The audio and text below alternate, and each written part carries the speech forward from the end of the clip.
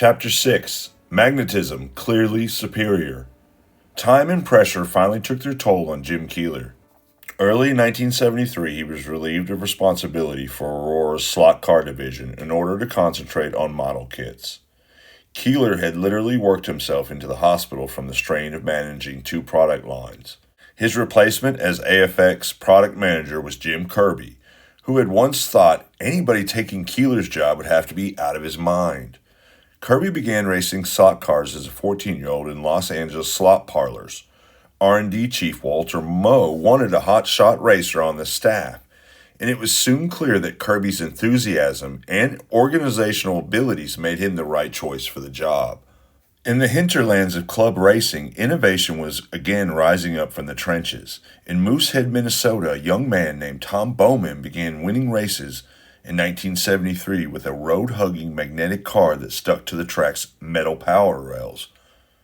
The concept was simple but incredibly effective, eliminating the need for special brass chassis used by serious racers to lower a car's center of gravity. Bowman's discovery held any car to the road. At a race in Indianapolis, Bowman ran into Ron Esterline and John Snyder, who had independently hit upon the idea of adding magnets to the undersides of their cars. Race officials decided that these innovations constituted an unfair competitive advantage and banned the magnetic cars. Esterline looked for a way around the ban. He was an old hand at modifying the factory additions offered by Aurora and had won the Indiana State Championship of the Grand National back in 1966. Esterline took an AFX chassis, cut the bottom out of the compartments that held the motor magnets, and lowered the magnets nearly to the level of the rails. The magnetic attraction of the motor magnets alone was enough to keep the car on the track. Aurora was interested enough in what Esterline had done to send a representative out to his garage to inspect his handiwork. Alan McCall, a Midwestern enthusiast who wrote a regular column for Car Model magazine, shared the secret with the whole slot car world in a February 1974 article. Purists condemned magnets as a gimmick and decreased the skill demand of drivers, they argued. Worse, magnetism heightened the already unrealistically fast scale speeds of cars to ridiculous levels. But not everyone was against change. Car Model's Dale Flanagan, November 1973, wrote, "Any HO manufacturer that isn't looking into this with a great deal of seriousness is missing an opportunity to make ready-to-run cars handle as well as any pro HO car." G+ ahead of the game. What the magazine writers did not know was that Aurora was way ahead of them. In 1972, Jim Russell had been transferred to K&B's Downey, California plant to head the new Aurora Hobbycrafts division. There he supervised a small team of R&D staff developing new slot car concepts. Initially, magnetic cars weren't part of the plan. Jim Russell had long felt that for Aurora to maintain its lead, they needed an efficient inline motor chassis unit to replace the pancake motor and T-jet chassis. His R&D team worked on this concept led by Chief Engineer John Wessels. Jack Garcia was the machinist who built the handmade prototypes, and UCLA meteorology student Bob Bernhard provided the practicality of an active slot racer. The three team members went to work on a lightweight racing chassis. The first prototype held a Mabuchi HT020 motor and didn't perform well, so on the second try, Bernhard replaced the Mabuchi magnets with stronger ones from a Versatech motor. To his surprise, the killer magnets clamped the chassis to the power rails. Bernhard walked his prototype, dangling from a section of Aurora track, into Russell's office. "Look at this," he exclaimed, which produced a collective "ah-ha" from the R&D team. So arrived the basic concept for Aurora's G+ car, and very nearly by accident.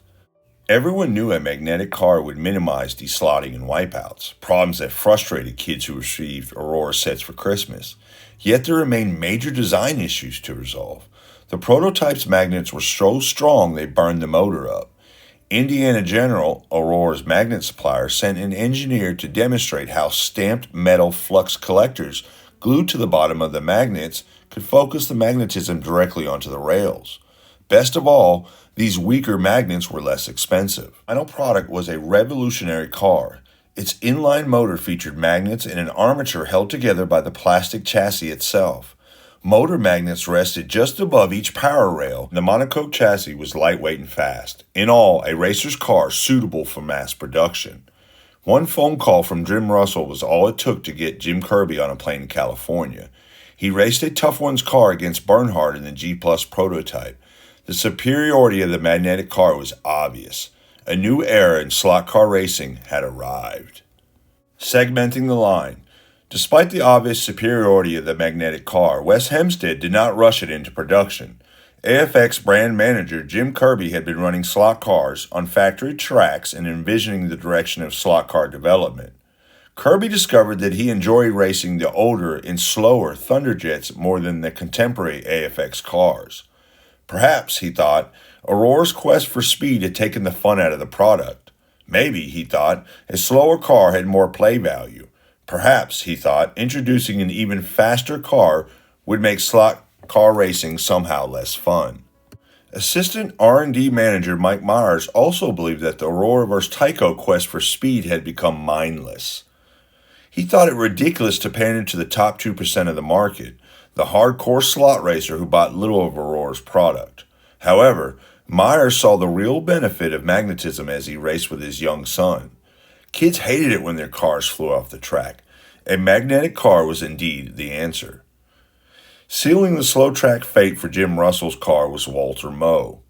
As Aurora's vice president of research and development, Moe knew the new magnetic car would render AFX obsolete, wiping out a generation of investment.